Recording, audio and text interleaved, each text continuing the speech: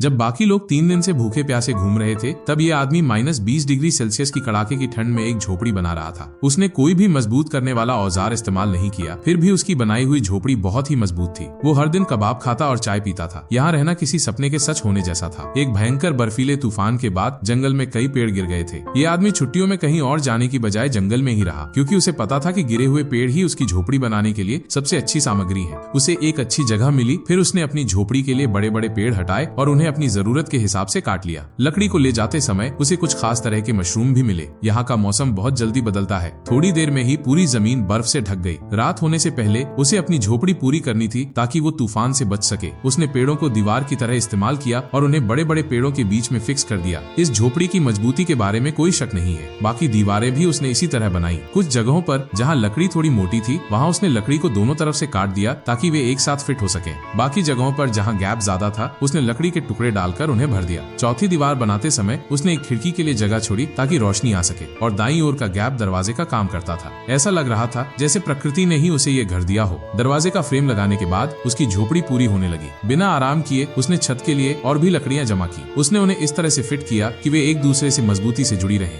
वो छत को काई से ढकना चाहता था, लेकिन काई जमा करते समय उसे एक बड़ा ओक का पेड़ मिला। उसने तुरंत कुल्हाड़ी और आरी से उसकी छाल उतार ली। उसकी मेहनत वाकई तारीफ के काबिल थी, और ये छाल छत के लिए काई से भी बेहतर थी। जब उसने छत पूरी कर ली तो जंगल में बर्फबारी और बढ़ गई। उसने एक बोरी में काई जमा की और उसे लकड़ी के बीच में भर दिया। इससे झोपड़ी की गर्मी बाहर नहीं जाती थी। इसके बाद उसने अपनी झोपड़ी के अंदर एक सोने की जगह भी बनाई, क्योंकि वो इतनी ठंड में जमीन पर नहीं सो सकता था। उसने सभी लकड़ियों को पास पास रखा और उसके ऊपर पाइन के पत्ते बिछा दिए ताकि वो आराम से सो सके। बर्फ ने पूरी जमीन को ढक लिया था, लेकिन उसने इसकी परवाह नहीं की। उसने बर्फ के नीचे से कुछ पत्थर निकाले और उनसे अलाव के लिए जगह बनाई। छत पर उसने एक रोशनदान छोड़ा ताकि धुएं के निकलने में कोई परेशानी न हो। फिर उसने कुछ लकड़ी के टुकड़े रखे और उनके ऊपर एक तना रखा।